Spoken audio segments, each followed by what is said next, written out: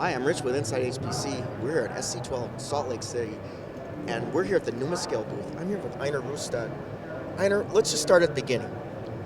Who is Numascale, and who do you help?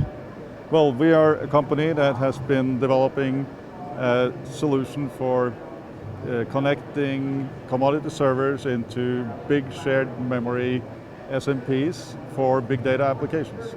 What do you got showing here at the booth this year? Right here we're showing two IBM 3755 servers connected with our hardware to form a unified system with shared memory.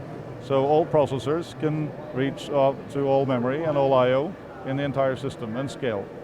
Okay, so what's the advantage of this approach versus like a software kind of aggregation approach?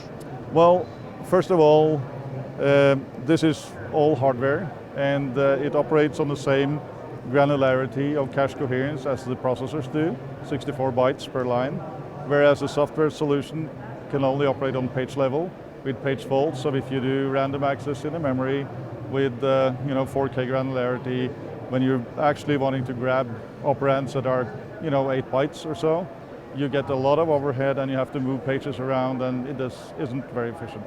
So the hardware can do that just like the processors do.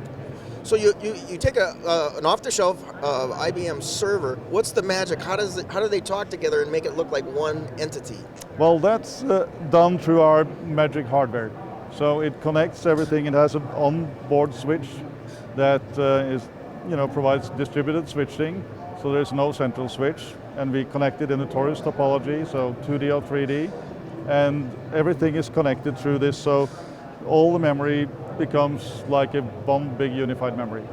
Okay, so from the user perspective, he's just seeing a single system image then? That's right, yes. Okay, and what are the advantages of that? I mean, are we talking about people who have big memory that they want to solve in memory without going out the disk? Is that the deal? That's one of the, the application areas.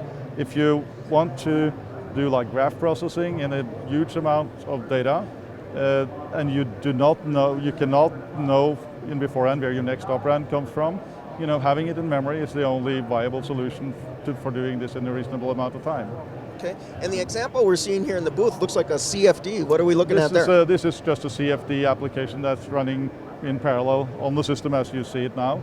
And of course this, as the applications can be scaled, they can scale just like you and operate just like you do on a workstation. Since it's the same kind of system with the standard Linux and everything is, just like a system, just like a normal system, just much bigger. Okay, and I read recently you had a really big installation. Can you tell me more about that? Well, yeah, the first large, I would say, relatively large installation we have, we can scale very far, like 256 terabytes of main memory.